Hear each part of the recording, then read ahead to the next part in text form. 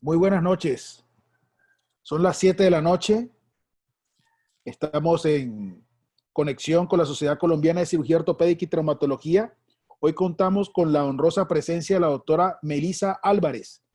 La doctora Melissa Álvarez es médica de la Universidad Javeriana, especialista en medicina nuclear, del Hospital Universitario de Vigo, España, con entrenamiento en PET en el Netherlands Cancer Institute de Ámsterdam y en el Hospital Ross de Chicago. Labora desde hace aproximadamente 8 años en la Fundación Valle Lilly y tiene una gran experiencia en esta clase de exámenes. Muchas gracias, Melissa, por contar con tu presencia acá en la sociedad y ayudarnos a afianzar nuestros conocimientos y también aprender mucho sobre estas técnicas que cada vez han tenido un papel más importante en el diagnóstico diferencial de infecciones. A todos los participantes, quiero recordarles que sus inquietudes pueden hacerlas a través de nuestro módulo de preguntas y respuestas. Y tendremos una actividad en la cual primero la doctora Melissa nos hará una exposición y después tendremos oportunidad de hacer algunos comentarios y preguntas. Muchas gracias a las personas que se conectan desde México, Venezuela, Ecuador, Perú y Latinoamérica. Todos somos Scott. Muchas gracias, doctora Melissa. Siga, por favor, el público está a su disposición. Gracias, doctor. Buenas noches. Para mí es un honor estar aquí frente a ustedes. La intención de la noche es poder aprender un poco más sobre el PET scan y sus aplicaciones en osteomelitis. La intención es distraernos un poco, aprender sobre las bases del PET scan y los radiofármacos. Vamos a hacer un énfasis en infección ósea periférica, que fue lo que me solicitaron, comparando el PET scan y los estudios de medicina nuclear convencional, así como evaluar las guías médicas actuales y qué evidencia existe y para dónde vamos, cuál es el futuro. Empecemos. Entonces, la osteomelitis realmente es un reto diagnóstico. Las pruebas de imagen juegan un papel destacado en la confirmación, localización y extensión de la enfermedad para ustedes poder hacer una adecuada planeación quirúrgica. Pero es muy importante tener presente que no existe ninguna prueba diagnóstica de imagen específica para confirmar la infección ósea. Siendo así, tenemos la posibilidad del PET scan. La imagen molecular lo que nos permite es visualización y caracterización de procesos biológicos a nivel celular molecular. El PET es un estudio que es funcional, es un estudio de cuerpo entero, no invasiva, en donde vamos a hacer unas imágenes tomográficas de alta resolución, observando una biodistribución de un radiofármaco in vivo, y nos va al final a permitir realizar un estudio funcional. Vamos a ver los cambios metabólicos que ocurren a nivel corporal. El PET, que se ha llamado la tomografía de emisión de positrones, en el año 1995 el doctor Townsend tuvo la grandiosa idea de integrarlo con un CT de baja dosis, en donde vamos a evaluar la parte anatómica. Es así como se logró una integración morfofuncional, inclusive la revista Time en el año 2000 lo destacó como uno de los mejores inventos del año. El año pasado en Estados Unidos se realizaron más de 2 millones de estudios PET-CT, la mayoría de ellos con FDG, flúor desoxiglucosa, que ahora vamos a hablar de ese radiofármaco, y en total se cuentan con más de 2.300 equipos PET solo, PET-CT o PET-resonancia en ese país. En nuestro país, en Colombia, tenemos 15 a 16, estamos ahí pendientes de uno próximamente, equipos PET-CT, todos híbridos, ninguno es PET solo y ninguno es PET-resonancia. Entonces, ¿cómo se hace el procedimiento? Es algo muy sencillo y quiero compartirlos con ustedes para que me entiendan cómo nos puede ayudar en la osteomelitis. Se inyecta un radiofármaco, el cual se distribuye, se distribuye en el cuerpo. El paciente debe permanecer en una habitación blindada para esa fase de incorporación que en el caso de la FDG, de la fluorodesoxiglucosa, dura 1 hora, y posteriormente el paciente pasa al tomógrafo PET, que para la adquisición de imágenes que más o menos son entre 20 y 25 minutos de cuerpo entero. Allí, ¿qué vamos a obtener? 2 imágenes. La imagen de emisión, que es la imagen funcional, que es la imagen PET, asociado a un TAC de baja dosis que nos va a ayudar para dos ítems. Primero, la corrección de atenuación con los tejidos, y la segunda, localizar esos focos hipermetabólicos. Es así como vamos a obtener una imagen híbrida, como observan en el video, de unos cortes axiales secuenciales para posteriormente analizarlos con una valoración cualitativa y cuantitativa. La cualitativa, como pueden ver en la imagen, esto es el caso de un linfoma, en donde a nivel axilar izquierdo pueden observar un conglomerado axilar hipermetabólico con intensa actividad que supera la actividad en parénquima hepático. Es así como podemos valorar que es significativa su actividad.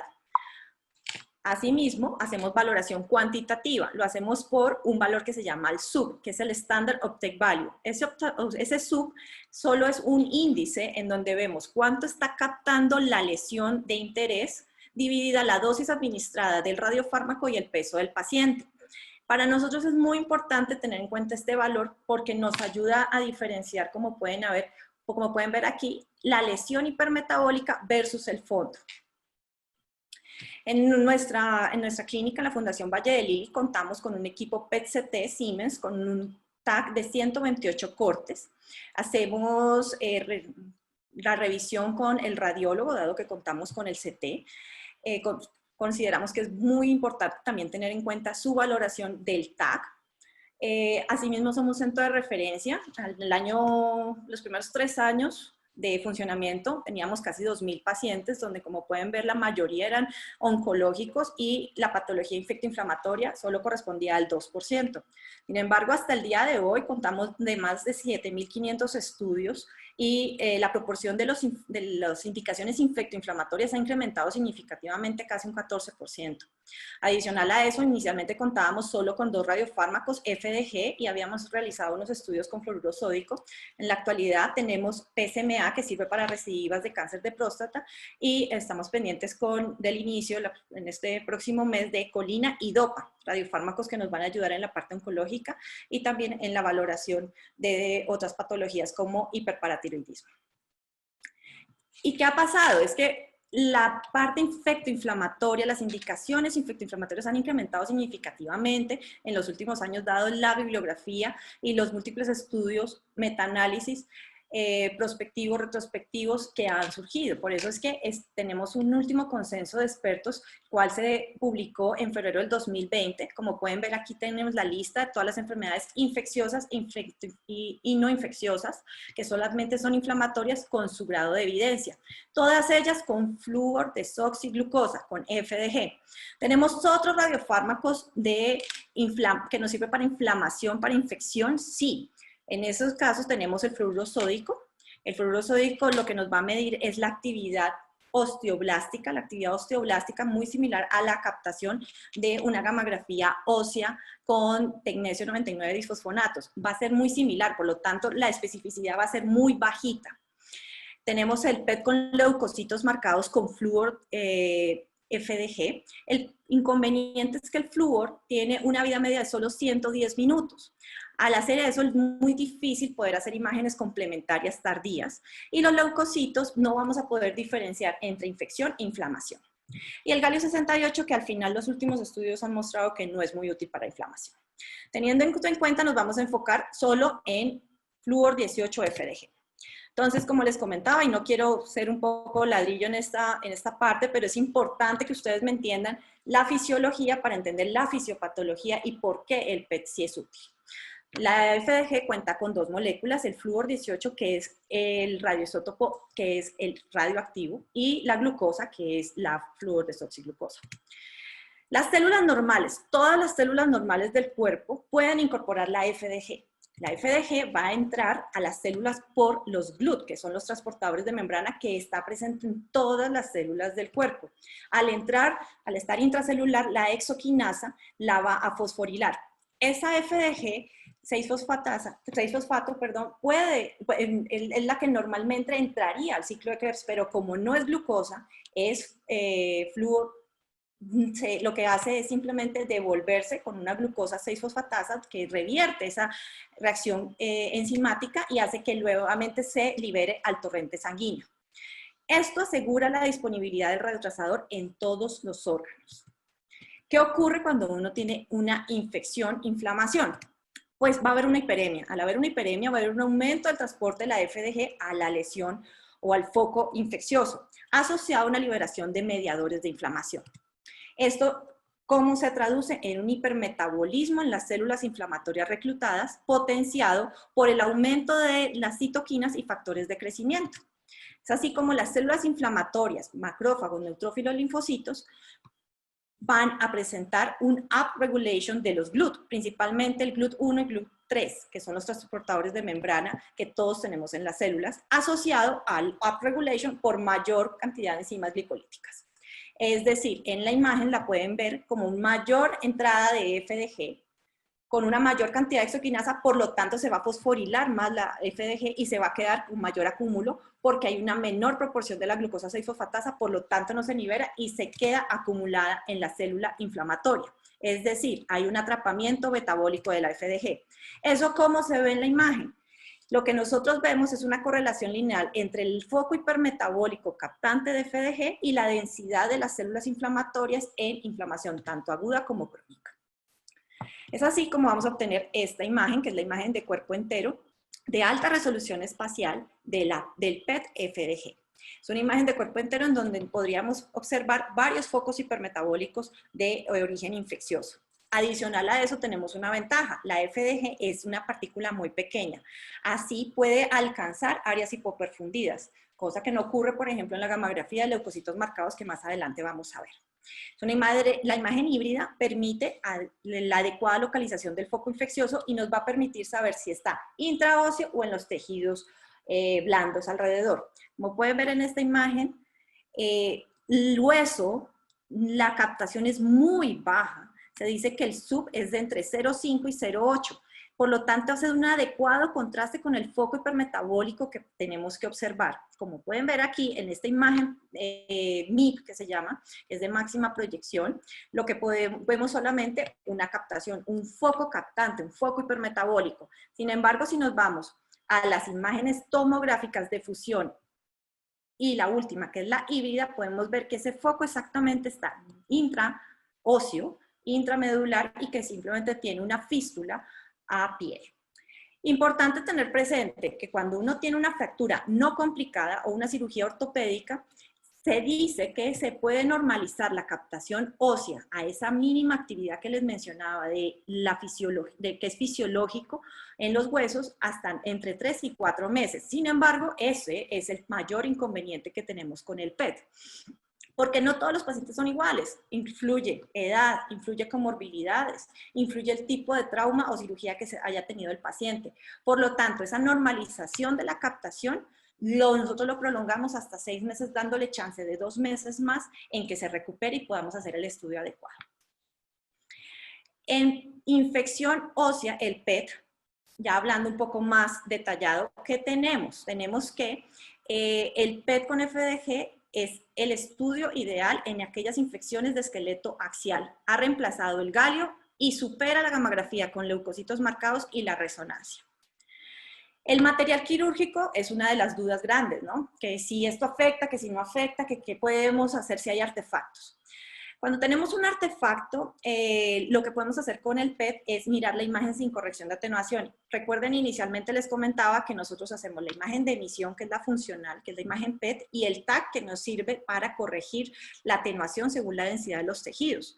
Entonces, si yo hago una imagen adicional que es la sin corrección de atenuación, es decir, no me estoy teniendo en cuenta la densidad de los tejidos y veo que el foco hipermetabólico que veo en la imagen con corrección y sin corrección son iguales, es decir, hay un match, eso no es un artefacto, es un foco hipermetabólico real. Y si además este foco hipermetabólico supera la actividad en la vejiga, podemos decir que es altamente sospechoso de infección.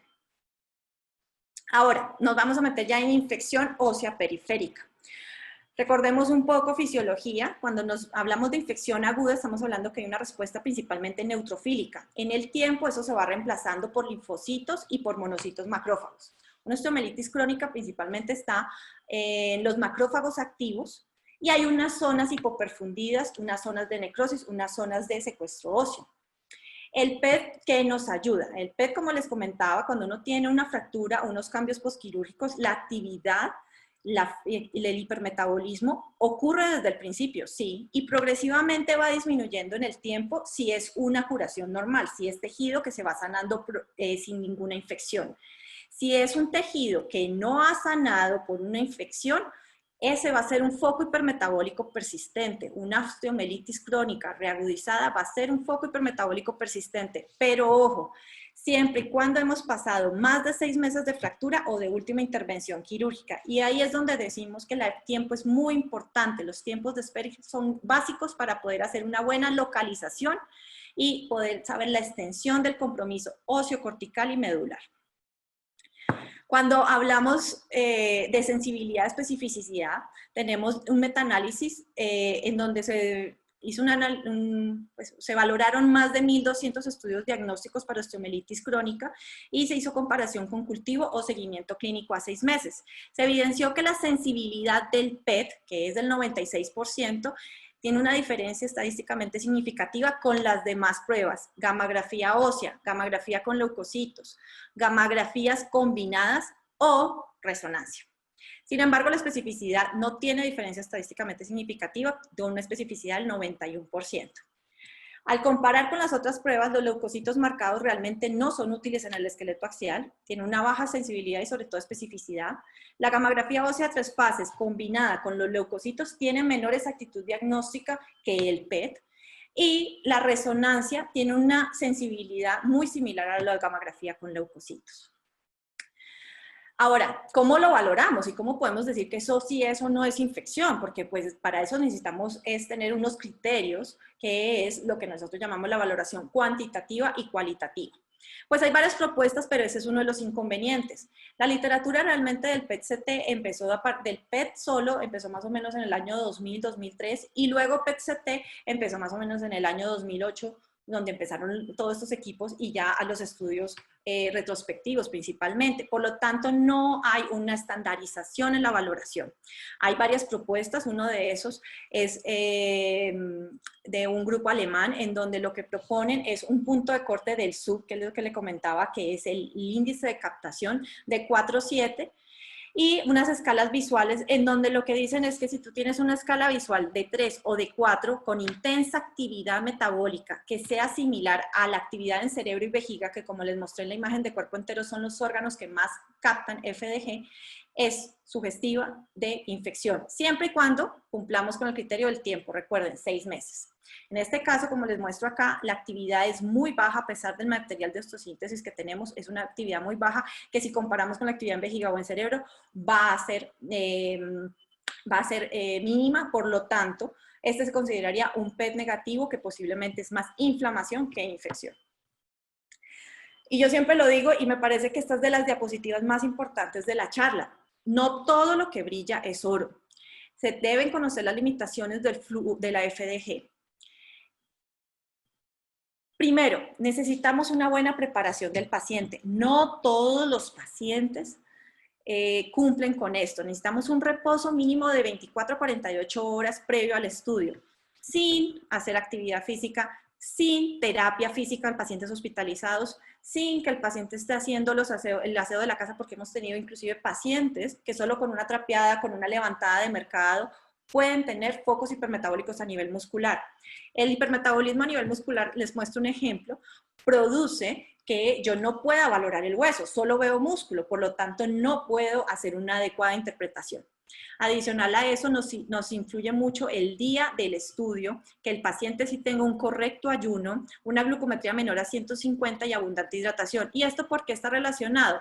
Porque cuando uno tiene una hiperglicemia va a producir una hiperinsulinemia y la hiperinsulinemia va a producir una captación muscular muy similar a la que están observando ustedes en la imagen. Por lo tanto, eso no es un estudio no interpretable. Como les comentaba, básico los tiempos. Y nosotros somos un poco cansones, por llamarlo así, exigentes en cuanto a los tiempos de espera, tanto en oncología y también en patología infectoinflamatoria.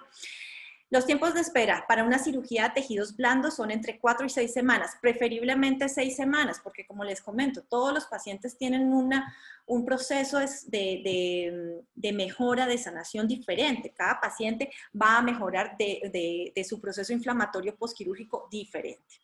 Lo mismo las cirugías óseas o las fracturas, como ya les había mencionado, 6 meses. ¿Y cuáles van a ser los falsos positivos? Entonces, un paciente que tenga una mala preparación, pues no vamos a tener un estudio que realmente sea concluyente. Vamos a tener procesos inflamatorios a cirugía reciente o fractura reciente menos de 6 meses. Eso es un falso positivo seguro. La captación inflamatoria estéril en fragmentos óseos o cambios degenerativos generalmente va a tener una captación baja, pero va a haber captación. Y ahí es donde tenemos que tener en cuenta esas escalas visuales y el sub que aún no está estandarizado, pero que sí hay varias propuestas. Y una artritis inflamatoria, por eso cuando tengamos una lesión o un foco infeccioso cerca a una articulación, tenemos que ser muy cuidadosos con el tema de artritis y novitis. Falsos negativos, pues que están descritos en la literatura, los pequeños focos menos de 5 milímetros, pero por la resolución del equipo. Es así como yo también igual les comento siempre, disponibilidad, no en todas partes tenemos PET. Es un estudio costoso, sí, es un estudio que adicional a eso es radiactivo, es una dosis efectiva entre 12 y 15 milisieverts, que es mucho mayor que las gammagrafías. Adicional a eso, sí tenemos que tener en cuenta que se dice en infección ósea periférica, la sensibilidad del PET es entre el 88 y 100%, con una especificidad entre el 87,5 al 100% y la exactitud diagnóstica entre 90 y 95% en los metaanálisis que se han realizado. Listo. Entonces, ¿qué vamos a hacer? Porque ya hablamos que la osteomielitis es un reto diagnóstico y que no existe una prueba diagnóstica específica en imagen que nos la confirme. Pues ustedes como clínicos tienen que tener en cuenta varios criterios. La probabilidad pretest clínica que ustedes tengan del paciente, la localización de la lesión, ya vimos que en esqueleto axial tenemos que tener, el PET es el que se lleva la parada, es el estudio estrella, pero a nivel periférico tenemos varias posibilidades. ¿Qué indicaciones y limitaciones tiene cada prueba? El material de osteosíntesis que vamos a hacer con él, ¿se puede o no se puede hacer según la prueba? Y lo más importante, disponibilidad en su centro o en su ciudad. Que adicional a eso sea un adecuado equipo, porque no todos los equipos PET, como no todas las gamacámaras son iguales. Y debe tener un personal entrenado, así como tener en cuenta el factor económico, ¿no? En medicina nuclear tenemos entonces un abanico de posibilidades. El PET, que ya lo conversamos, la gammagrafía ósea de 3 fases con difosfonatos marcados con tecnesio, la gammagrafía de leucocitos marcados con tecnesio o indio 111 HM-PAO. Recordar que en Colombia con indio 111 hace mucho tiempo no lo tenemos disponible en Colombia, por lo tanto lo que hacemos es gammagrafía de leucocitos marcados con tecnesio HM-PAO. En ocasiones, esta gammagrafía nos va a captar la médula ósea. Es un inconveniente y nos puede pues, hacer falsos positivos. Por esa razón, según el caso, se debe complementar con una gammagrafía ósea con sulfuro coloidal. Pero la medicina nuclear convencional también ha evolucionado en el tiempo y ha hecho que nuevas técnicas, nuevos radiofármacos y nuevos equipos podamos hacer una mejor exactitud diagnóstica. Así es el caso como la gammagrafía con anticuerpos antigranulocitos marcados, en donde tenemos pues varios, el Solumelimab, la gammagrafía con antibiótico radiomarcado, como es el tecnesio 99 ciprofloxacino, el cual se va a unir al DNA girasa de las bacterias, y otros radiofármacos con yodo 124, indio 111, pero lamentablemente estas en Colombia es poco el acceso a ellas. Sin embargo, sí tenemos el SPECT-CT, que nos ha ayudado a aumentar la especificidad de las gammagrafías. Recuerden en lo que uno siempre estudia de gammagrafías que somos sensibles pero poco específicos. Eso lo hemos mejorado desde que empezó el SPECT-CT, que es simplemente unir la imagen funcional con la imagen, un CT de baja dosis muy similar a lo que hicimos con el PET, pero a nivel de gammagrafías.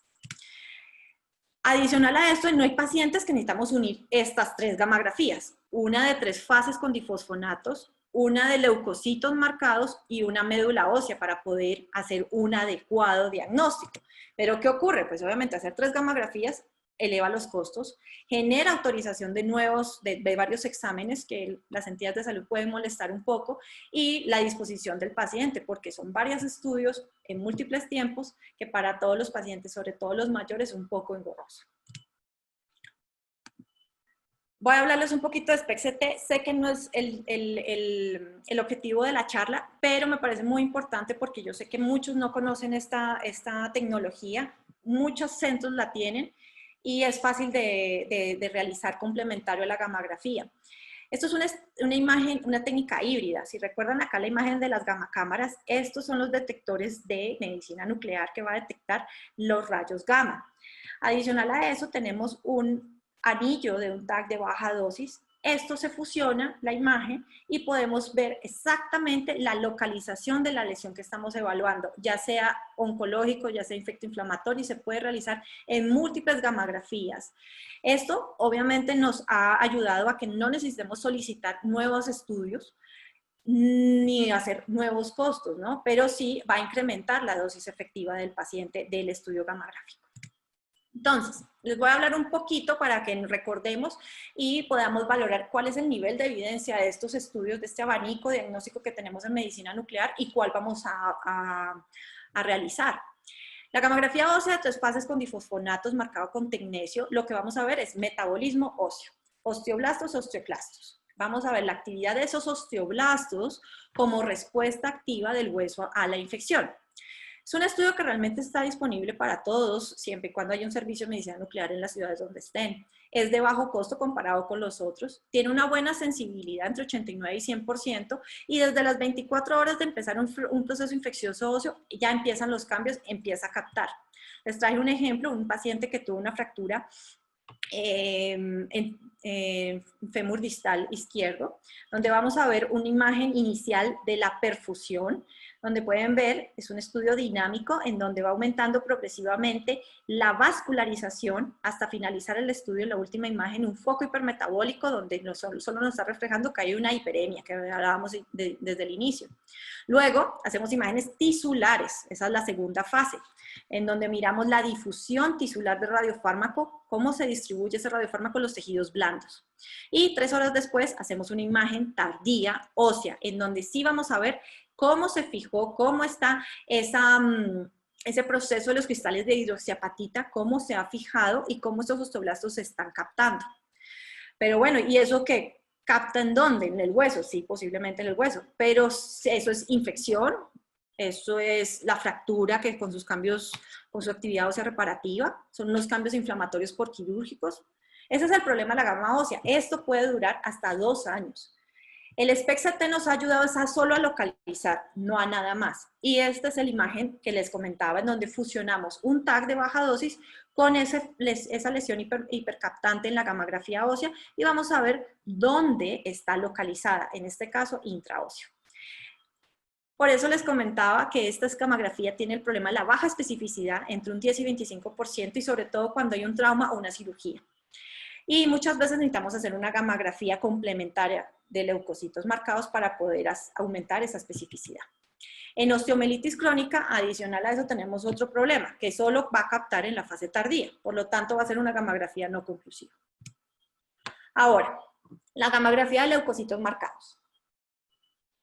Este estudio está basado en que los polimorfonucleares se marcan, migran y se van a concentrar en el sitio de infección a través de quimiotaxis. Pues es un poco más engorroso. Es un estudio que tiene la sensibilidad entre un 50 y 80%, con una especificidad del 80 al 90%. Cuando lo combinamos con gammagrafía ósea o gammagrafía médula ósea más SPECT, se nos incrementa la sensibilidad de especificidad a casi un 95%. No va a influir el tiempo transcurrido postquirúrgico o fractura, no me va a afectar tanto. Es un estudio que realmente sí hay mucho en la literatura sobre él. Este estudio se está haciendo hace más de 15, 20 años, diferente al SPECT-CT. Por lo tanto, las guías europeas sí lo incluyen como estudio de elección cuando hay un hueso manipulado recientemente o cuando una gamografía ósea no concluyente. El estudio, el paciente se le debe, esta es la imagen de SPECT-CT, en donde es muy similar a la que ya habíamos hablado, una imagen de morfológica más la gamografía. Vamos a ver un foco hipercaptante a nivel intraóseo asociado a captación en tejidos blandos. Todo eso va a ser sospechoso de infección si va aumentando en el tiempo de las varias adquisiciones que vamos haciendo. ¿Cuál es el problema y la limitación que tiene la gamografía con leucocitos marcados? Primero, la disponibilidad no se realiza en todos los centros de medicina nuclear. Tiene un costo medio, un costo superior a la de la gamografía ósea convencional. Y lo más importante, necesitamos unos requisitos de radiofarmacia para hacer el marcaje de esos leucocitos. Pacientes llega al centro de medicina nuclear, se debe extraer entre 30 y 50 mililitros de sangre. Eso se debe llevar a la radiofarmacia en una cabina estéril en donde solo se hace marcación de biológicos. Se debe manipular esa sangre, una manipulación de biológicos. Se debe hacer una incubación, una centrifugación, una centrífuga, se saca el sedimento leucocitario, se marca con el tecnesio HMPAO, se hace controles de calidad, pero una preparación subóptima me va a hacer que no haya marcaje, porque no hay estabilidad en ese marcaje, o problemas de contaminación que luego yo le voy a reinyectar al paciente. Eso es un poco laborioso. Adicional a eso, el tiempo es muy importante tenerlo en cuenta en la adquisición de imágenes. Se deben hacer mínimo 3 tandas de imágenes en un solo día, a los 30 minutos, a las 4 horas, a las 8 horas y la posibilidad a las 24 horas para que haya un adecuado contraste entre el fondo y la lesión. Necesitamos que el paciente tenga un mínimo de recuento leucocitario de 2000. En pacientes inmunocomprometidos, con neutropenia, no se puede realizar. Puede haber captación en la médula ósea. Esta es una imagen de cuerpo entero donde se ve la captación fisiológica de la médula ósea. Por lo tanto, si tengo un foco hipermetabólico a nivel intertrocantérico, por ejemplo, puedo estar limitando la valoración y me tocaría complementarla con una gamografía de médula ósea con sulfuro coloidal.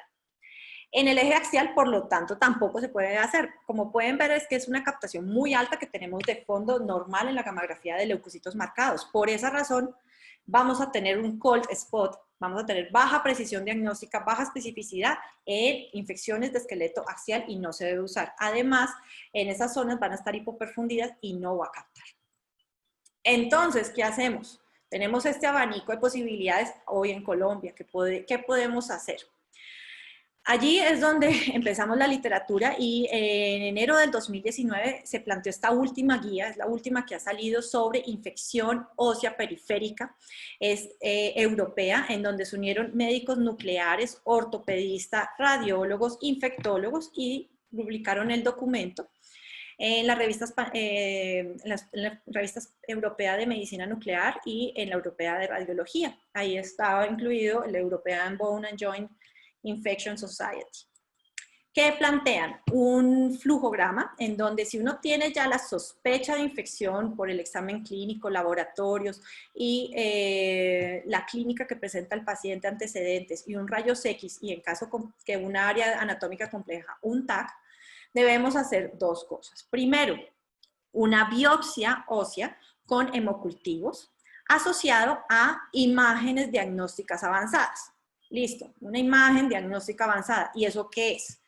El problema es ese. El problema es que no hay suficiente evidencia médica para apoyar una u otra. ¿Cuáles son las imágenes diagnósticas avanzadas?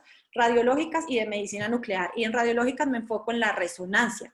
Pero ellos en el consenso, después de hacer una larga estudio y larga investigación de todo lo publicado hasta el momento, se dieron cuenta que no hay estudios con una cantidad suficiente de pacientes para saber si es comparativo o no es comparativo.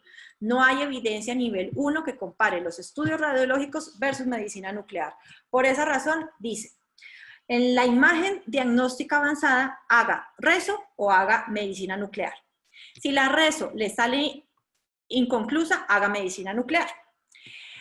Dicen también que el escoger qué voy a hacer, cuál ruta voy a tomar, debe depender de varios factores, como si el especialista en imágenes tiene experiencia en esa lectura, los costos, la disponibilidad, los estudios radiológicos pues, con su dosis efectiva y la experticia local. Entonces, ¿qué dice el consenso? Y aquí pues voy a hacerlo un poco más concreto. Dice, cuando tiene una infección ósea periférica sin cirugía previa o cirugía fractura hace más de 6 meses, hágale un PET. Eso es nivel de evidencia 2. Es un caso que les traigo, paciente que tiene una fístula hacia la cara externa del tercio distal del muslo derecho, clínicamente sospechosa de infección, pero quería mirar si el hueso también estaba comprometido y efectivamente se ve un foco hipermetabólico en el trayecto de la fístula asociado a un foco hipermetabólico intramedular. Por lo tanto, es un PET positivo para infección. Aquí tenemos otro caso, un paciente con pie diabético que se tuvo que amputar. Sin embargo, hay una sospecha de infección en el muñón por eritema y por calor. Al hacerse el estudio de PET, se observa que el foco hipermetabólico está localizado en tejidos blandos. A nivel intraóseo no tiene foco hipermetabólico, por lo tanto es un estudio negativo para infección ósea. Ahora, el PET es la técnica de elección en casos de sospechas de osteomielitis hematógena, eso es evidencia a nivel 5, que es la de opinión de expertos.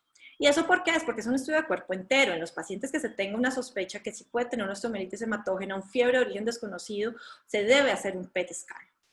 Les traigo un caso de la literatura que me pareció muy relevante. Es de un grupo de India, en donde tenían un paciente de 28 años con una cervicalgia con irradiación a miembro superior izquierdo. El diagnóstico inicial fue una braquialgia con una hernia discal cervical, pero a pesar de manejo médico, el paciente aumenta y aumenta su dolor irradiado a toda la extremidad, que no mejoraba con analgesia y febrícula. Ahí fue donde le hicieron una resonancia, la cual se reportó como normal, pero seguía el aumento de la PCR y la BSG.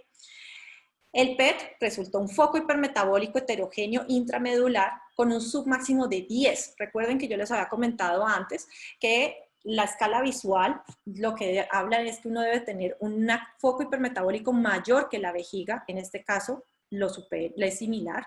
Adicional a eso, un sub de 10, y acuérdense que habíamos comentado de un punto de corte de 4,7, por lo tanto también lo supera.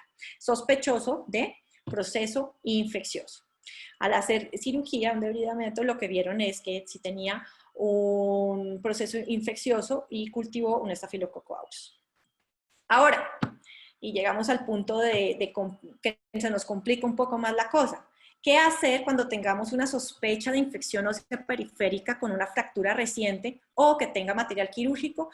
Las guías europeas nos plantean hacer gammagrafía con leucocitos marcados con SPECT-CT. Aquí ya sabemos que la fractura reciente, eso sí, porque no podemos hacer un PET en un paciente que tenga una fractura, una cirugía reciente hace menos de 6 meses. Nada que hacer. Pero el material quirúrgico, ¿cómo lo analizamos? Pues en la literatura médica, como yo les había dicho, la evidencia es genios. Hay veces, en cuanto al material de osteosíntesis, pues lo meten todo junto al esqueleto, a las infecciones de esqueleto axial, de prótesis articulares, de pie diabético, una N muy pequeña. En los estudios antiguos solo incluyen la técnica de PET, en donde hicieran un corregistro manual cuando hacían un TAC adicional. Eso ya no ocurre porque nuestros equipos ahora son híbridos y cada día mejor, en donde menos nos está afectando el material de osteosíntesis. Sin embargo, no hay estandarización, como yo ya les había comentado, y eso sí es un inconveniente grande. Pero hay varios artículos, este último se los recomiendo, muy bueno, del 2019, en donde lo que hacen es plantear qué pasa con estos material de osteosíntesis.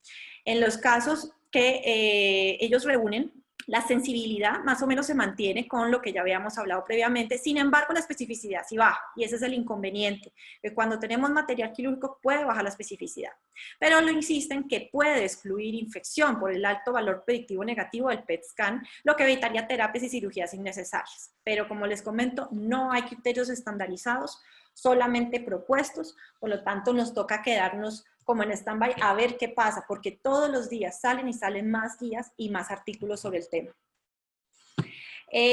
Como este es un artículo que salió de los japoneses, salió ahorita en el 2020, en donde lo que ellos plantean es, en el caso del procesamiento, esto no tiene nada que ver con ustedes los cirujanos, solo se los comento como para que tengan referencia que sí, cada día se está publicando más sobre el tema, es que cerremos un poco la ventana al momento de procesar. Si cerramos la ventana del sub con un límite inferior de 2 y uno superior de 8, podemos hacer una adecuada correlación.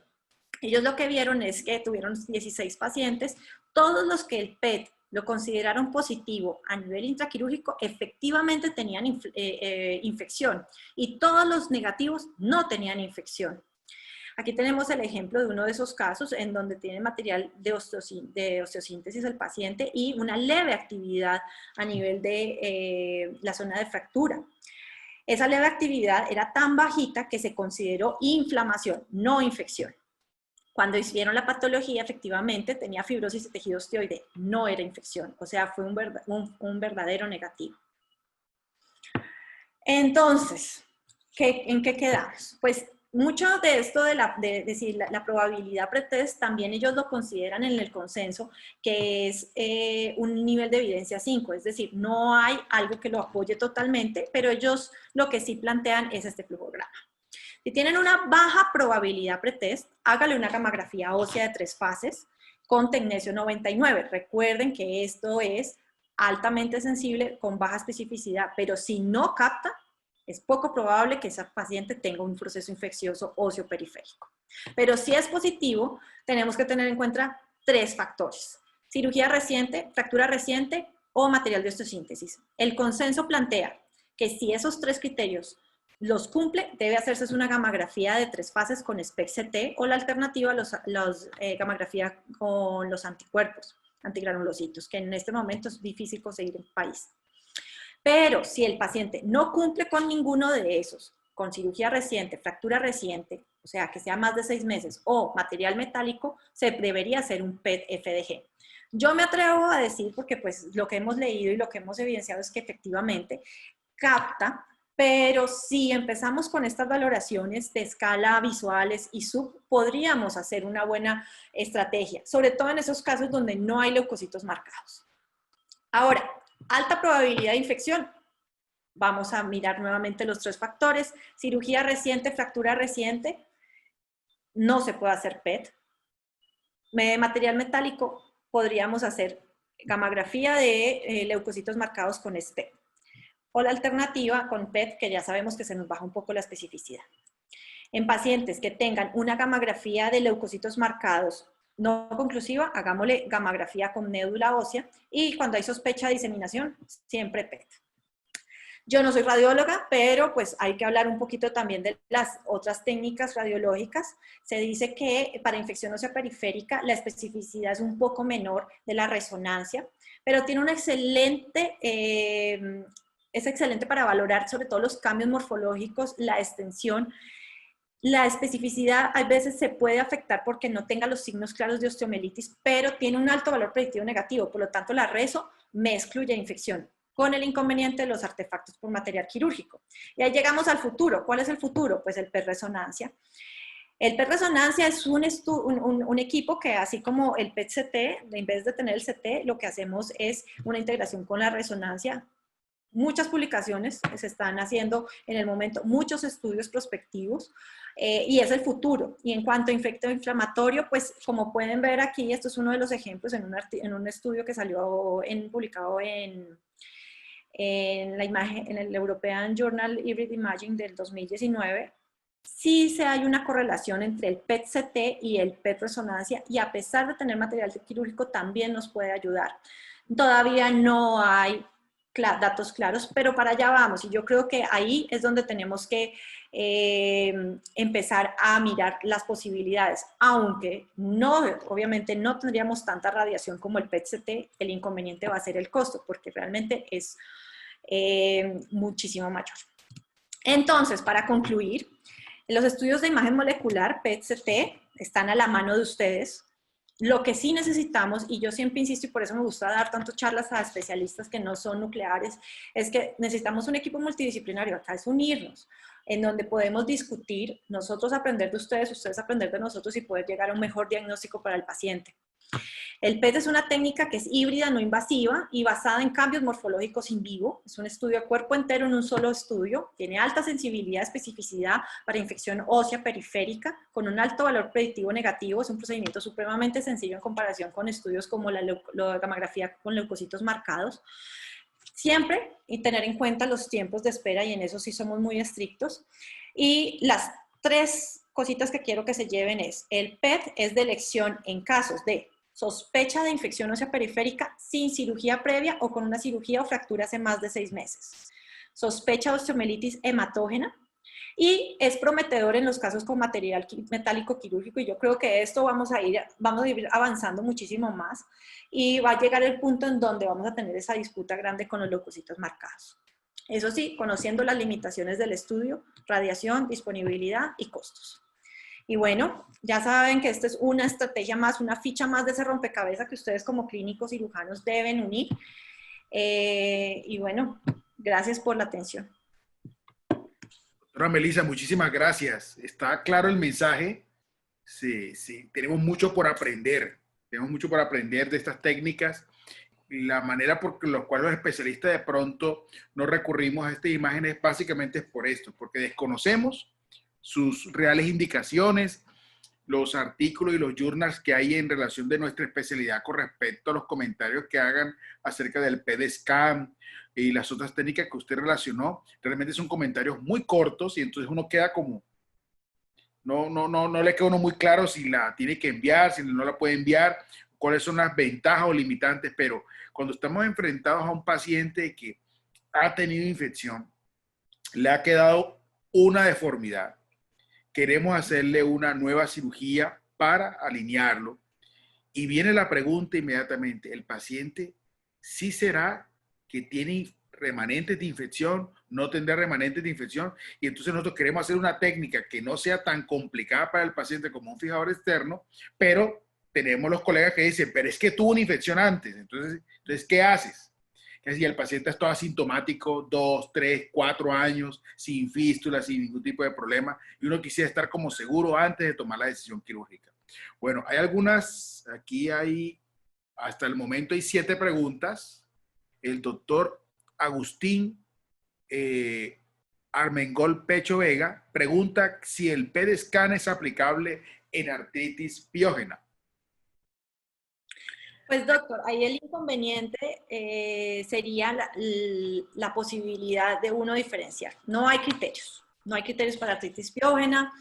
Es muy difícil, como les comentaba, la localización de las lesiones. Podemos mirar, podemos captar, tienen foco hipermetabólico, pero no vamos a ser específicos porque no hay un patrón en artritis ciática.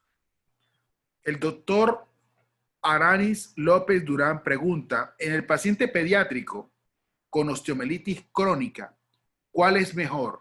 ¿El PET-CT versus gammagrafía con ciprofloxacino? La gammagrafía con ciprofloxacino, doctor, hay muchos estudios, no han mostrado mayor rentabilidad comparado con PET. Se ha visto que tiene mejor precisión diagnóstica el PET. El inconveniente en la población pediátrica, y eso es importante tenerlo presente, es la dosis efectiva que se le da al paciente, ¿no? Entonces, también tenemos que tener en cuenta que no podemos estar haciendo estudios frecuentemente en los pacientes pediátricos. Entonces, pues, es simplemente tenerlo presente, pero no hacerlo por esa razón. Lo que nosotros hacemos como médicos nucleares es disminuir la radiación en el TAC, y adicional a eso, solamente mirar la zona que sea necesaria, si es así, si es solamente localizada, si es necesario saber la extensión por multifocalidad, sí tenemos que hacerlo de cuerpo entero. Bueno, por acá preguntan, ya por aquí se metieron con la parte de tumores, porque ya ahí preguntan por acá, uno de los médicos dice que cómo se puede diferenciar con PET-scan una osteomielitis de un sarcoma de Ewing. Ya yo sé por dónde va la pregunta, porque es el diagnóstico diferencial obligado en algunos pacientes pediátricos. No se puede, doctor.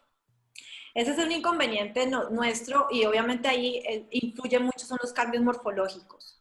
Por eso nosotros tenemos la precaución de hacer la lectura siempre con radiólogo, porque creemos que son 2 estudios que se hacen en uno, PET y un TAC.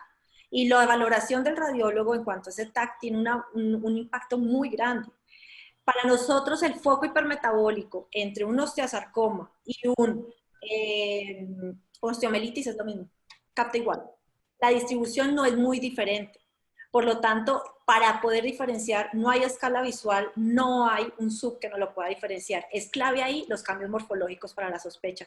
Y como siempre lo mencionamos, cada vez que tenemos un foco hipermetabólico y que es sospechoso de tumor o infección, hay que hacer comprobación histopatológica. Muy bien. Acá hay una pregunta del doctor Manuel Torres. En los niños, ¿qué estudios podemos hacer de todos los que se hablaron? Bueno, aquí ya tú hablaste en una parte sobre la parte de la dosis. ¿Cuál podemos Pero utilizar? exactamente de qué parte, o sea, ¿en qué sentido? ¿Solamente de infección huesos periféricos?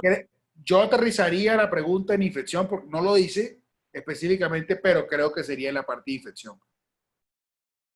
Infección axial, ya dijimos, PET. PET. En esqueleto axial nos tenemos que ir por PET. Ahí tenemos la opción de hacer resonancia, claro. El problema de la resonancia es que tiene menor especificidad. Eso es lo que se ha visto en la bibliografía. Ya sabemos que si estamos hablando de una infección ósea periférica, que tiene una fractura o una cirugía menos de 6 meses, vámonos por los leucocitos marcados. Tendría menos radiación también para el niño. Pero si lo que queremos es realmente evidenciar, eso es como todo en la vida, un balance, costo-beneficio. Lo irradio un poquito más con el PET, sí, pero voy a también tener una mayor precisión diagnóstica, que es lo que necesitamos con exactitud en un niño. Necesitamos saber, ¿tiene o no tiene? Ahí es donde nosotros tenemos que hacer el equipo multidisciplinario que les decía al final. Muchas veces estos planteamientos los tenemos que llevar a juntas, sí, y es lo ideal para poder tomar la mejor decisión. Un PET no le va a hacer una dosis acumulativa efectiva muy alta, pero sí podemos tener cierta que sí tenía el paciente una inflamación y una infección para ver qué es lo que tiene al final el paciente, ya sea un niño. El Lo doctor hacemos, Aramis López. perdón, meto un poquito. En oncología lo hacemos. En oncología, si el paciente lo necesita, si el paciente necesita el estudio, y muchas veces son repetitivos, lo tenemos que hacer. Y es el riesgo-beneficio frente al paciente. En el caso de infección, pues es menos probable que el paciente necesite varios estudios de PET.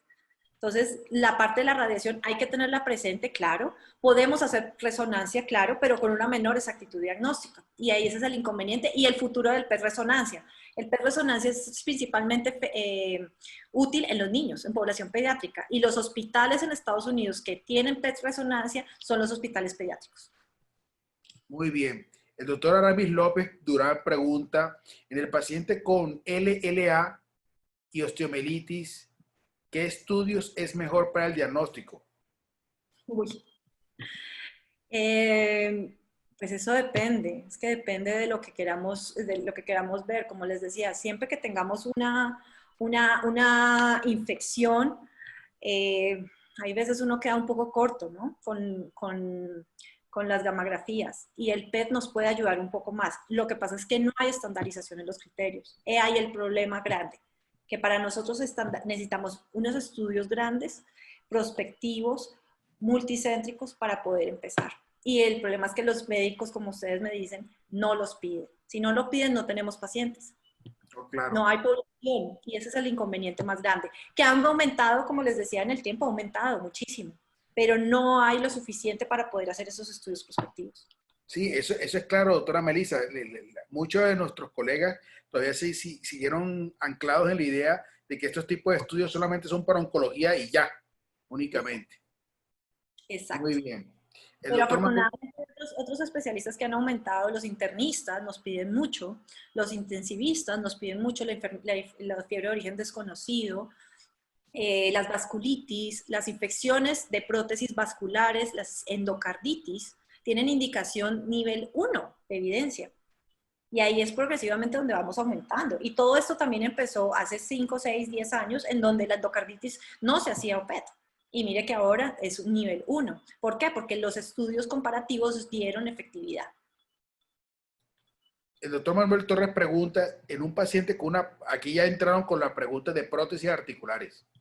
Si el paciente tiene una prótesis articular, que no podemos esperar 6 meses para hacer el diagnóstico, o sea, está clínicamente apunta a una infección, ¿qué nos recomiendas? Leucocitos. Leucocitos marcados. Eso es Leucocitos lo ideal marcados. con SPECT-CT.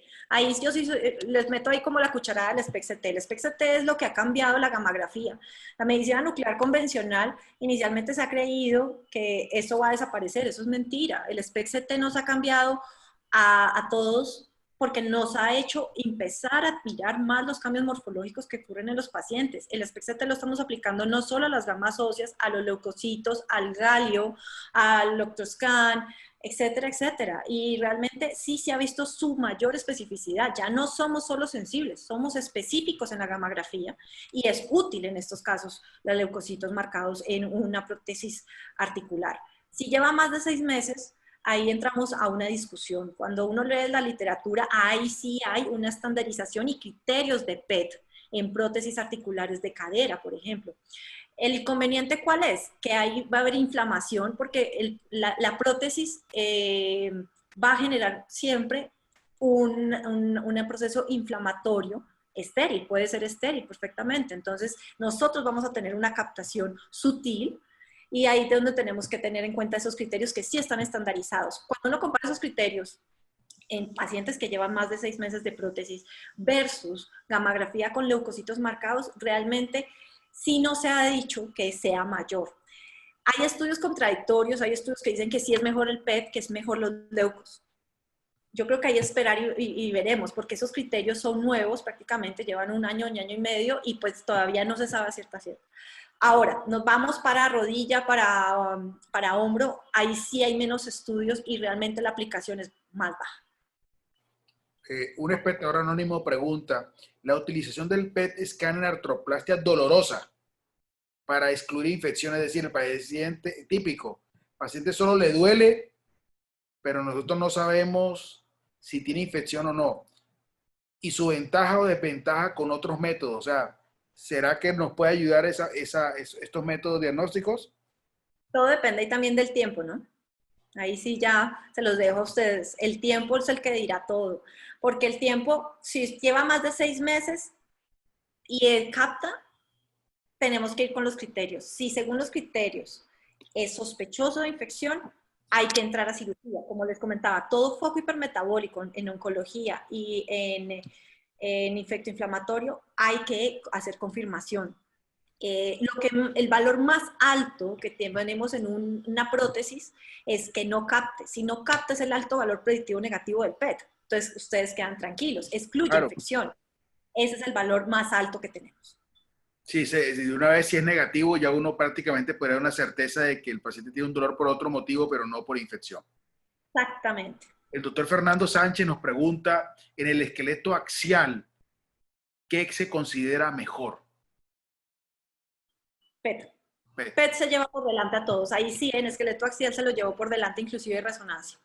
En la médula ósea va a captar en los leucocitos marcados, por lo tanto, la sensibilidad y la especificidad que a mí me sorprendió ahora que volví a leer sobre todo esto, se está hablando del 50%, realmente es muy bajito. Y recuerden que en el esqueleto axial las lesiones óseas crónicas sobre todo van a estar hipoperfundidas. Los leucos no llegan allí. El FDG sí, por la partícula tan pequeña. Exacto. Sí, porque es que hay unos puntos que se convierten en avasculares, entonces no hay manera que marque allí. No. Otro espectador nos pregunta, ¿qué nos puedes mencionar sobre la importancia del estudio gamagráfico de leucocitos marcados con galio? Dice que hay marcados con galio para los procesos infecciosos osteomusculares. Gracias. Bueno, la gamografía con galio es diferente. O sea, es otro radiofármaco. La gamografía se hace con tecnesio 99 difosfonatos, que es la típica gamografía ósea de 3 fases, la gama ósea que todos llamamos. La gamografía de leucocitos marcados, que es con tecnesio o con indio, como ya les comentaba, el indio en Colombia no se usa es con tecnesio, pero es con HM-PAO. Esos son los leucocitos que solo se marcan los leucos. Ahora tenemos la gamografía con galio 67. El galio 67 se usa bueno, se usaba, se usaba sobre todo en los pacientes con enfermedades crónicas, con infecciones del proceso de esqueleto axial. Se usaba en sarcoidosis, se usaba en todas estas enfermedades granulomatosas, inclusive se usó en una época en los niños para los linfomas. Esa parte ya la cambió el PET se llevó los linfomas, las enfermedades granulomatosas, sarcoidosis para afuera, esqueleto axial para afuera, todo eso ya lo llevó el PET. Es poco lo que se puede hacer con el galio en esos casos. Sin embargo, nosotros todavía la seguimos pidiendo cuando nos mandan una gamografía ósea de 3 fases en una prótesis que ya lleva 2, 3 años. Tenemos la posibilidad de leucos o galio. Como les cuento, todo depende de la disponibilidad que uno tenga. Hay sitios donde tenemos posibilidad de unos leucocitos marcados. Hay sitios que no, que solamente el galio. El galio tiene el inconveniente grande también. ¿Cuál es este? Que toca traerlo desde el exterior, el medicamento, y se demora 15 días en llegar cuando se solicita y cuando llega, que muchas veces se queda en el camino.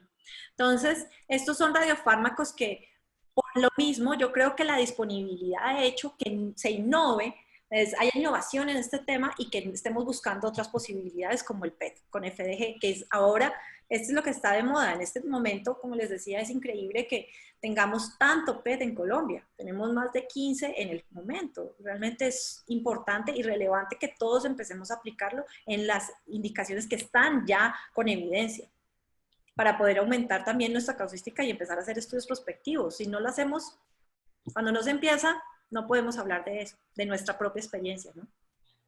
Doctora Melissa, ahora que usted habló de algo de las partículas, yo quería preguntar una cosa, ¿con qué partículas se cuentan en Colombia? ¿De PET? Sí. De PET, bueno, esa parte se me olvidó comentarles un poquito. Los radiofármacos PET son sustancias que algunos, como el flúor 18, se generan en un ciclotrón. ¿Qué es un ciclotrón? Es para que me entiendan más o menos en lenguaje fácil, es como una pequeña zona donde hacen un bombardeo de protones. Allí llegan el flúor, lo bombardean y queda ya marcado con el flúor 18. En Colombia tenemos 2 ciclotrones de producción nacional, están en Bogotá y en Medellín. Ese flúor 18, cuando ya se produce, se marca con el fármaco. En nuestro caso tenemos el flúor 18, FDG, que es el que estábamos comentando, que es el mismo que es la glucosa. Sin embargo, también tenemos el fluoruro sódico, que es el que es similar a una gamografía ósea, pero con mayor resolución espacial. El PSMA, que es flúor también, que sirve para recidivas de cáncer de próstata. Esa también se puede marcar con galio 68, que es otro radioisótopo, pero ese es diferente, se hace con un generador similar al tecnesio. Ese solo lo están haciendo en este momento en cancerológico. Tenemos la disponibilidad de colina y de dopa. Esos dos son principalmente para oncología, aunque la colina también se puede usar para hiperparatiroidismo. En total serían 5 lo que tenemos en este momento disponibles como tal, pero eso sigue y sigue. Estos radiofármacos tienen que viajar a diario, ¿no? Esto es con vuelo charter o con vuelo comercial, pues cuando no estamos en cuarentena, y el radiofármaco llega a cada uno de los aeropuertos y se distribuye a los hospitales o clínicas, centros donde hay solicitud. Por lo tanto, es bastante engorroso. Ellos se levantan a las 3 de la mañana a producir el fluido para que llegue aquí tipo 9 de la mañana, en ejemplo de Cali, 9, 10 de la mañana, y empezamos a inyectar pacientes. O sea, calcular la vida media para que el fármaco pueda llegar apropiadamente y pueda ser utilizado en nuestros pacientes. Exactamente, eso es lo difícil, 110 minutos del flúor. Es correcto. El doctor Omar Salazar pregunta, excelente conferencia, felicitaciones. Yo también felicito a la doctora Melissa, excelente. ¿Cuál es la utilidad actual del PET scan en osteomielitis aguda en niños? Aguda, doctor, solamente cuando hay una sospecha de una diseminación hematógena, una fiebre de origen desconocido, donde capta, pero no haya fractura, no haya cirugía, nada. Si estamos hablando de una osteomielitis aguda en un paciente que ha tenido una fractura hace un mes, ninguna, porque no vamos a poder diferenciar. Capta, es un foco hipermetabólico, pero no le vamos a poder decir absolutamente nada. O sea, no volveríamos a informes inespecíficos de antes que realmente no nos decían. soy muy enfática en el tiempo y soy muy cansona, más de 6 meses. Antes no manden, porque se va a perder la platica y se va a perder la radiación, el paciente se irradió para nada y no sirvió para nada. No, y se pierde la credibilidad ante el asegurador porque realmente el estudio es muy bueno, pero bien empleado. Exactamente, por eso es básico la preparación, los tiempos de espera y las indicaciones claras. Pregunta un colega, perdón, hay un inspector desconocido que dice, ¿cuál es la mejor opción para descartar infección de prótesis de cadera?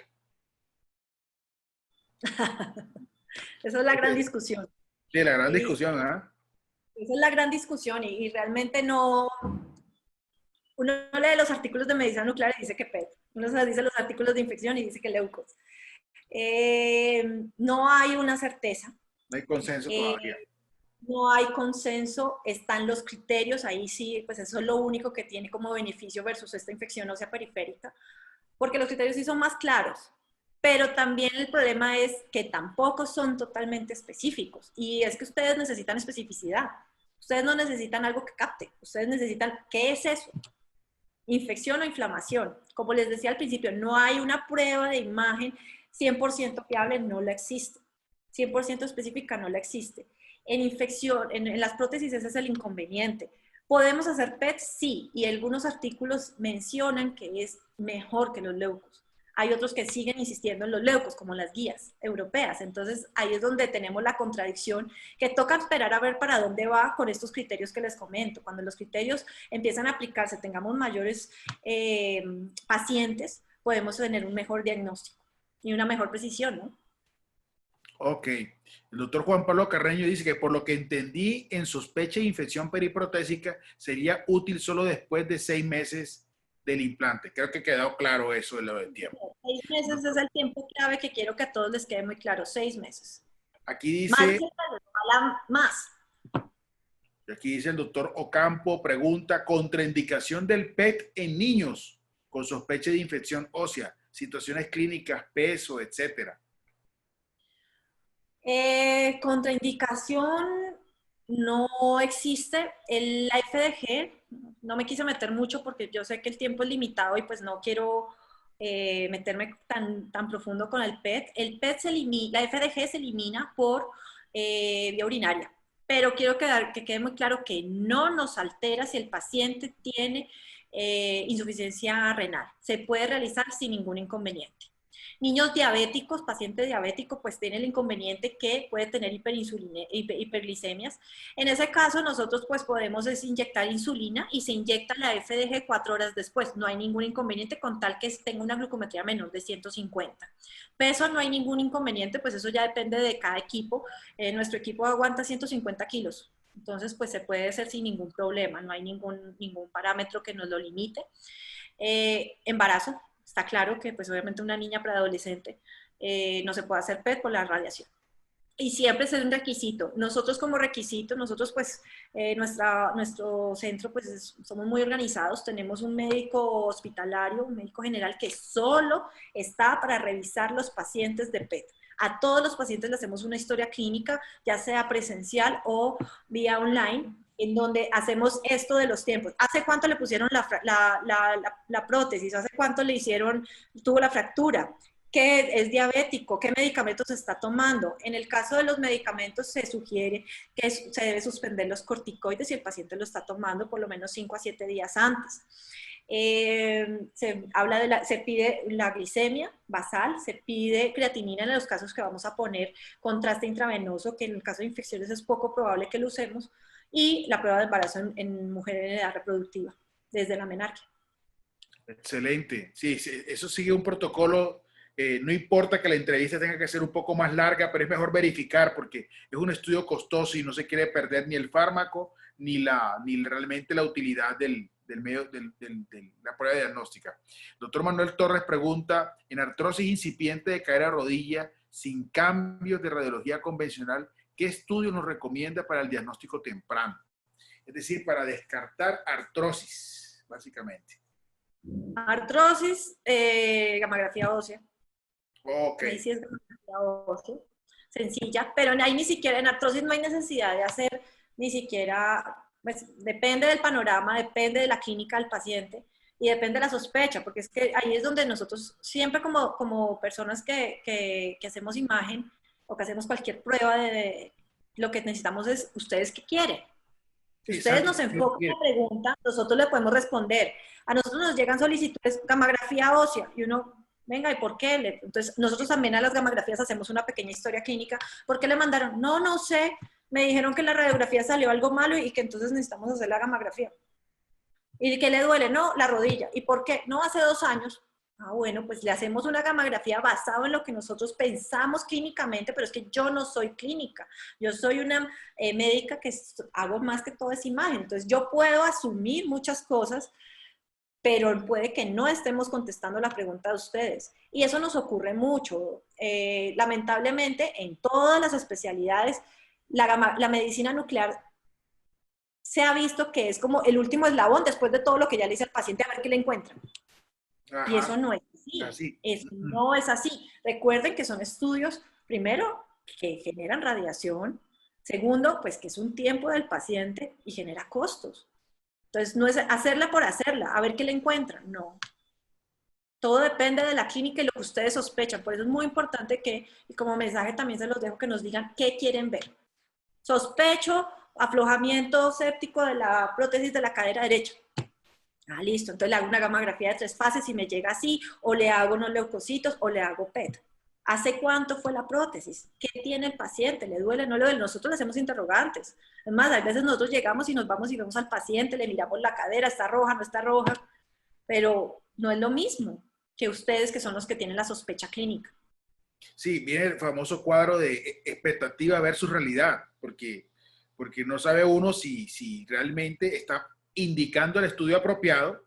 Y segundo, yo creo que el mensaje que nos da Melissa de que debe, en el caso de estos tipos de exámenes, ojalá fuera con todos, pero esto que es especial, la comunicación entre los dos especialistas debe ser muy cercana como hacen los oncólogos con ustedes.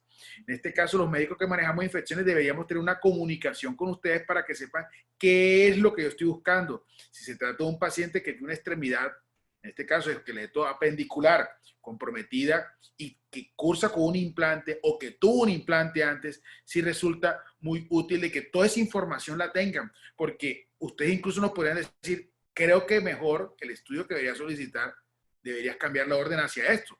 ¿Ya? Y lo hacemos. Claro, porque estos estudios no son de todos los días para nosotros. Entonces yo creo que aquí tenemos que afinar nuestro lapicero con ustedes para poder hacer una impresión apropiada. Y nosotros pues somos, nosotros no es hacer por hacer, es simplemente por lo que sí les sirva al paciente. Hay veces hemos cancelado estudios y les decimos, mira, es que eso no tiene aplicación de nada, no tiene. O mira, ¿por qué no le hacemos esto?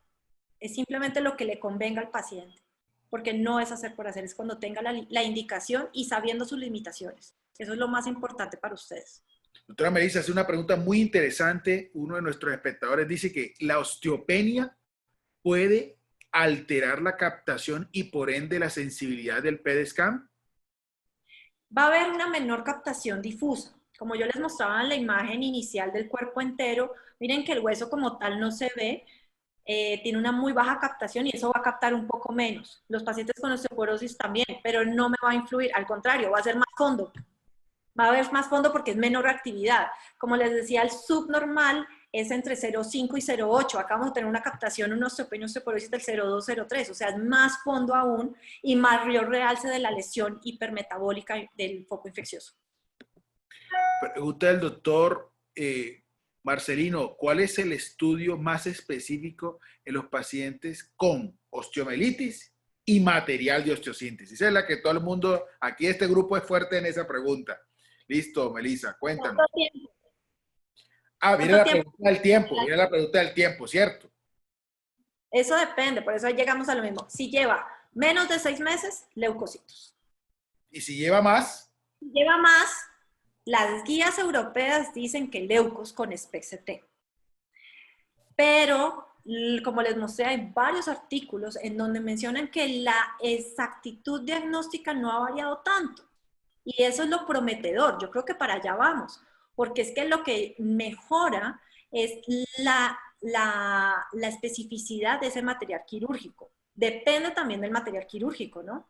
Y cuando nosotros hablamos de versus prótesis, ahí es donde uno lee y es que hay mayor densidad de las prótesis. En cambio, los demás materiales quirúrgicos, una platina y demás, es menor la densidad. Por eso no nos altera tanto.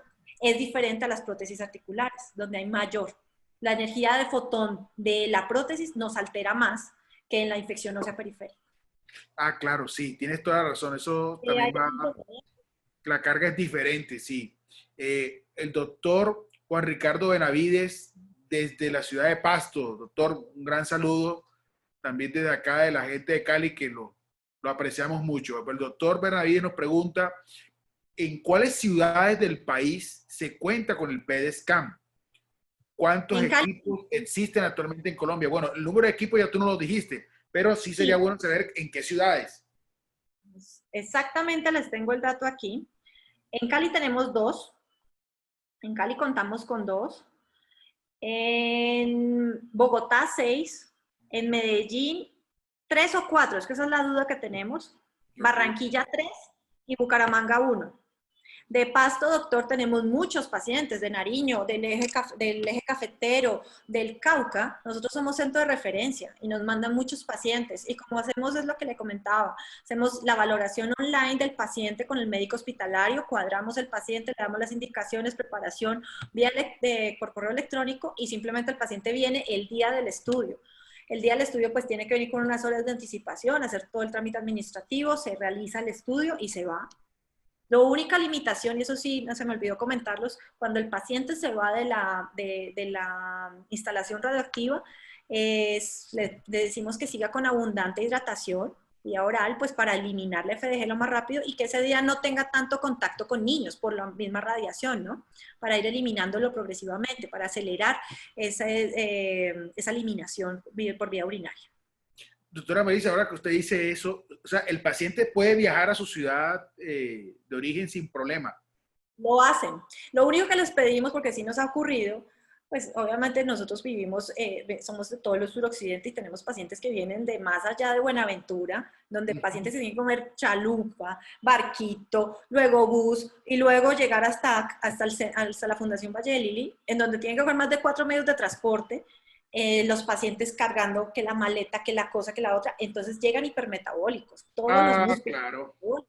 Entonces, como les mostré esa imagen, si tengo toda esa captación en los músculos, no voy a poder tener sensibilidad ni especificidad, no voy a poder foco hipermetabólico. Lo que estamos haciendo en esos pacientes que tienen esa complicación en el transporte, pues sí tratamos que el paciente llegue aquí 2 días antes para que esté en reposo esos 2 días previo al estudio. Un paciente que viene simplemente, que tiene un transporte, un chofer desde Pasto, hay veces el paciente se puede venir desde antes y ese mismo día, pues sí, desde temprano o el día anterior y ya no hay ningún problema. Tuvimos el otro día un paciente un señor mayor, un abuelito, que de tanto estar así tensionado con el manubrio desde Popayán hasta acá, llegó todo hipermetabólico a los brazos, pero son casos excepcionales. Pero la mayoría de los pacientes vienen en el mismo día y se van el mismo día. Ok.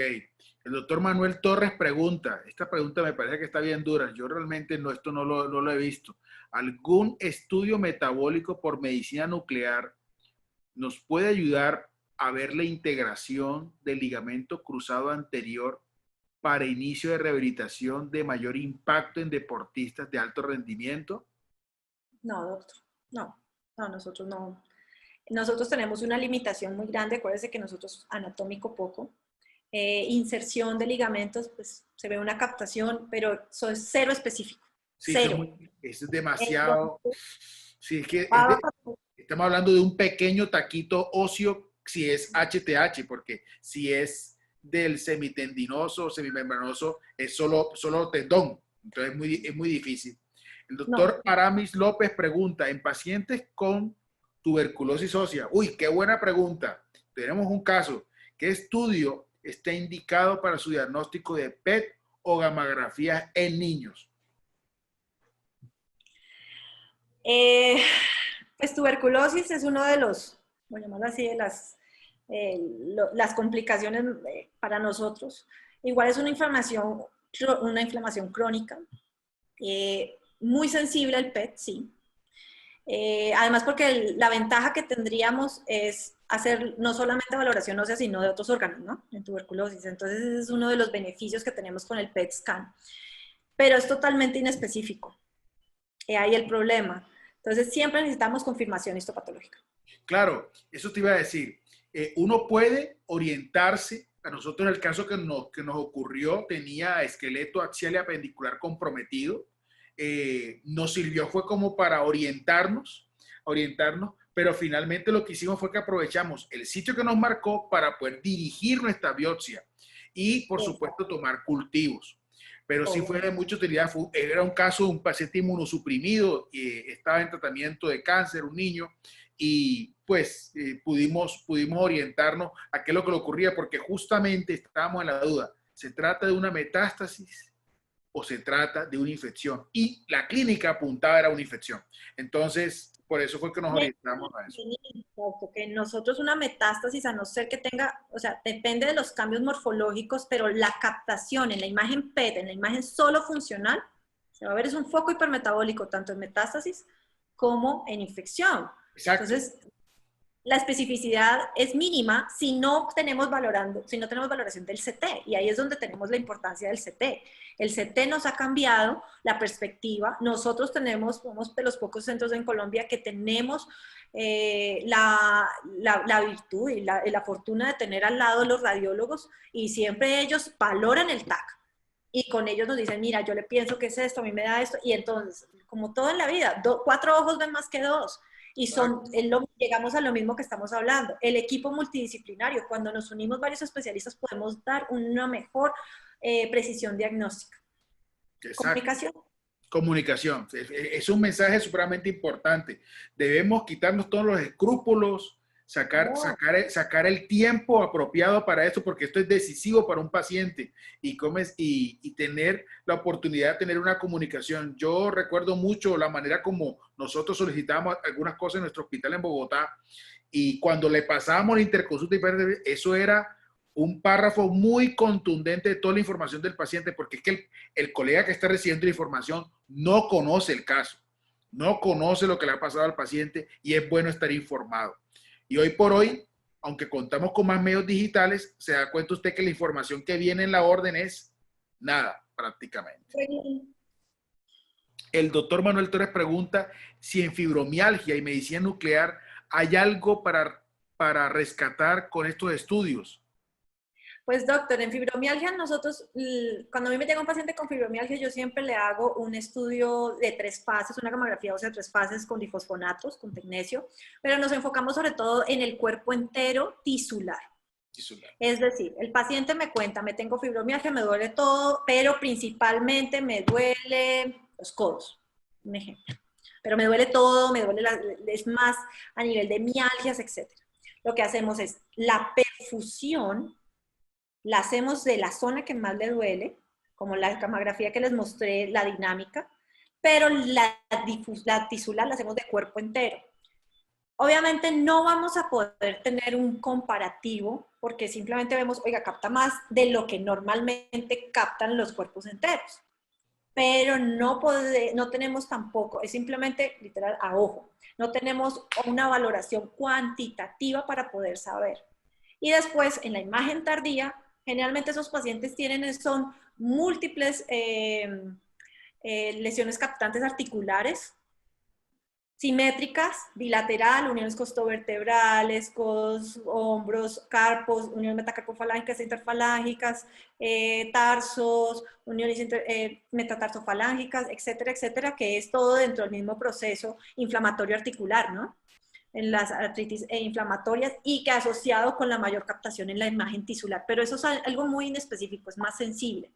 No quiere decir que si un paciente tiene una tisular de cuerpo entero sin hipercaptación, no quiere decir que no la tenga. Ok, perfecto. No quiere decir que no la tenga. Simplemente es, si la encontré, tiene valor. Si no la encontré, no quiere decir que el paciente no tenga eso. Hace una última pregunta aquí, el diagnóstico diferencial de fractura vertebral patológica por mieloma versus osteoporosis. ¿Qué estudio nos puede ayudar en cuanto a la precisión diagnóstica? Yo ya me imagino una fractura por aplastamiento, entonces no sé si es lo uno o es lo otro. Ok. Reciente no hay forma de diferenciarlo. Por lo mismo, puede ser osteoporosis, puede ser insuficiencia ósea o puede ser por un mieloma. El mieloma además, pues obviamente vamos a tener varias características morfológicas que nos pueden orientar. Cuando hablamos de mieloma múltiple, el PET también ha cambiado. Ha cambiado, últimamente salieron, eso salió el año pasado, se llaman los criterios Impetus. Es un grupo italiano. Ellos lo que hicieron fue una valoración cualitativa, como les comentaba, en donde comparan con ciertos órganos como el hígado y a nivel del pool vascular mediastínico. Entonces, la lesión hipermetabólica sí capta más que estos dos parámetros, es sospechosa, pues es significativa.